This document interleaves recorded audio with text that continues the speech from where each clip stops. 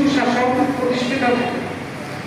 ইতিহাসের একটি গুরুত্বপূর্ণ অধ্যায় আমাদের শুধু অতীতের কথা মনে করিয়ে দেয় না, ভবিষ্যতেও শিক্ষা দিয়ে থাকে।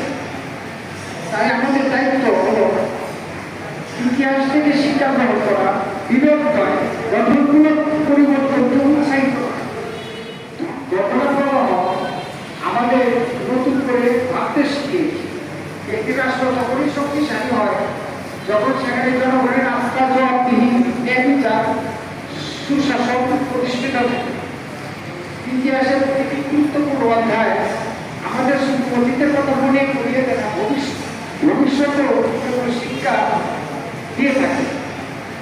তাই আমাদের দায়িত্ব হল ইতিহাস থেকে শিক্ষা গ্রহণ করা, বিবেক নয় গঠনমূলক পরিবর্তনকে